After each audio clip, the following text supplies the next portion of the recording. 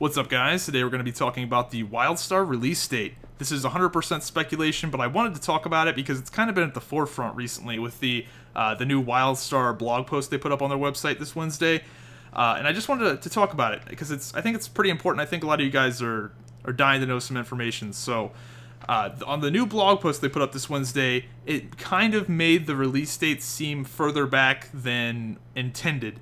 So in this blog post, they were talking about beta feedback from the closed beta 3 and changes they're going to make to the game to improve the experience. So I'm going to go through those real quick. Number 1, they wanted more player choice in the leveling and more customization. So the way the system works right now, and I believe this is common knowledge, I've seen this on forums, so I don't think I'm breaking the NDA here, but the way the system works right now is that you get passive abilities for how much of a certain stat you get. So let's say you get 1,000 strength. That's not really a stat in the game, but let's say you get 1,000 strength. You'll unlock a bonus that makes, like, I don't know, let's say your primary attack does a bleed on top of its damage. Something like that. And I think there was a talent tree also on top of that. So your stats gave you bonuses and your talents gave you bonuses. So I guess they're going to improve that or make you have more choice in that matter. That I'm totally cool with. A-okay with more choice. That is the best part about MMOs is customizing your character, and that A-okay with me.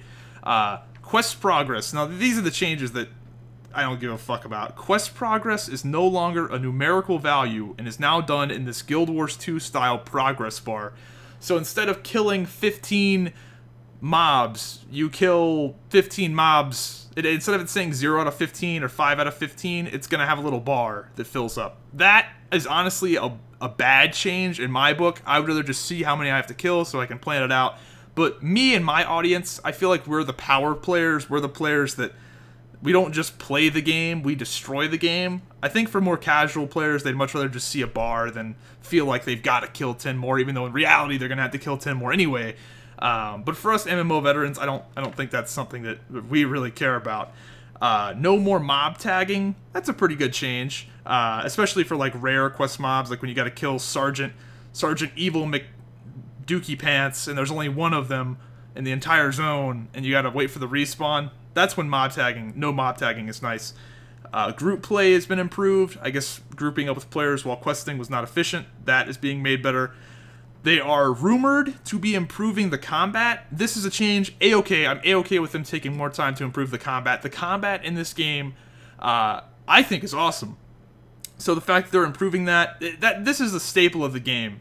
The combat is the most important thing ever. The combat is more important than bug fixes. The combat is more important than the story. The combat is more important than the questing.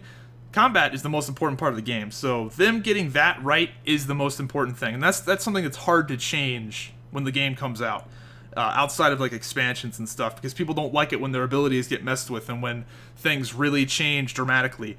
Whereas with questing, you know, you can add in some more quest story. You can add in some more like that's easier. Like people aren't gonna get all bent out of shape. Like, oh, you guys added more quests? Fuck you. Like no one cares.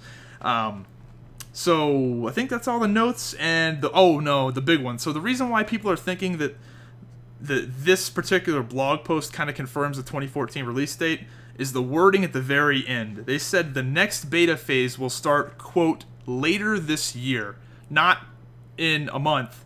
Maybe this is just poor wording because a month is technically later this year, maybe 2 months, 3 months is later this year. I think there might be one more closed beta testing phase right before the open beta, and I think the open beta will be very short and very close to the release date.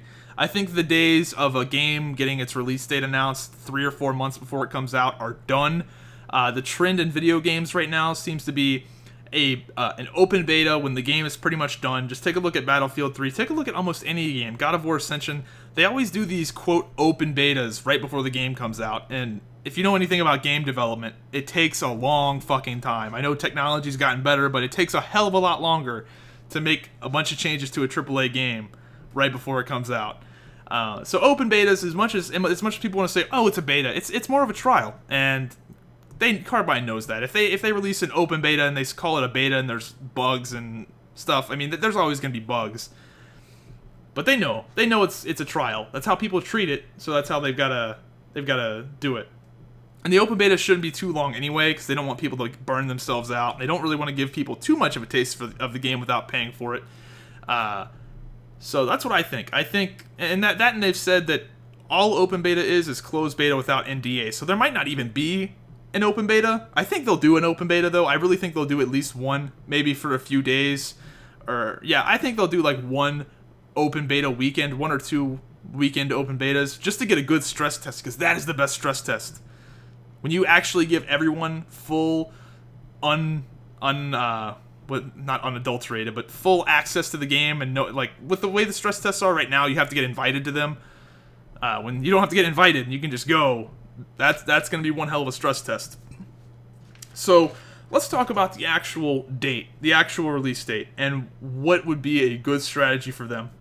Obviously, they want to hit that November mark. They haven't said that, but that would be the best time to release the game. September, November, somewhere around there, or September, October, November, somewhere in that release date would be good because of the Christmas holidays. I think the new consoles probably won't be out in September. I'm not sure. I'm kind of confused about when the new consoles will come out. They haven't really hinted. They'll be out before Christmas, obviously. But you want to hit that time frame for multiple reasons. The big reason is that so you don't have to compete with the World of Warcraft expansion. Now, I'll admit, World of Warcraft is not the game it used to be. No one is questioning that. It doesn't have as much power, but it will still win the headlines over Wildstar. When you go to IGN or GameSpot, or when you see on the news, or basically in any sort of gaming news, World of Warcraft is going to win the headlines because it's World of Warcraft, and people want to report about it because they know that it's interesting. Even though I didn't play WoW, I still looked into MoP because it's like, oh, let's check it out. Let's see what it's like, or at least look into it. And obviously, competing with a game like that directly is a bad idea. So I think MoP will the new WoW expansion, I feel like will come out February, March, around that time. I think they're going to give this patch maybe a 6 to 8 month life cycle. This patch will not last a year. They can't pull off an ICC with 5.4 unless they want to lose like another 2 million subs. I really doubt it's going to happen. They're dropping quick. WoW is dropping quick. They know they need to get another expansion out and sort of win over the hardcore players with some sort of demon expansion, which I can almost guarantee it's going to be something with the Burning Legion, because like, oh, look guys, we're hardcore again. Don't leave. So anyway, back on topic. They've kind of fucked themselves with their release date. If they really have to make some big changes to the game and it's going to push them back a month or so, a few months, they kind of boned themselves. If they miss both the Christmas release date and they have to compete with a WoW expansion, that's kind of fucked. And people will say, oh, just push it back a little bit past the WoW expansion, a few months after the WoW expansion, then everything will die down again. But then again, you've waited too long, and if they do that, then all of their hype that they've got right now, they've got a lot of hype right now, will have gone to waste. I feel like they're smart. I feel like they probably have already planned out that they wanted to make changes to the game like months ago. They've been saying 2013 for a while. I think they will still try to launch it 2013, even though they said they wanted to make these changes. We'll see. I think 2013 is the best time for this game to come out. But with all this being said, the game has to be good. No release date in the world is going to help you with a bad game. Release date will help. But if the game is good, it could come out on fucking leap year. I don't know why. For some reason, I think like leap year, like whatever. You get it. The game can come out whenever. If you build it, people will come. But a good release date obviously helps. Let me know what you guys think in the comments down below. It's definitely interesting. I really hope the game comes out in 2013. I hope the game is ready. If the game was ready 2 months ago, oh dude, that would be the perfect time. But it's not. So we'll see. Hope you guys enjoyed the video, and I'll see you guys next time.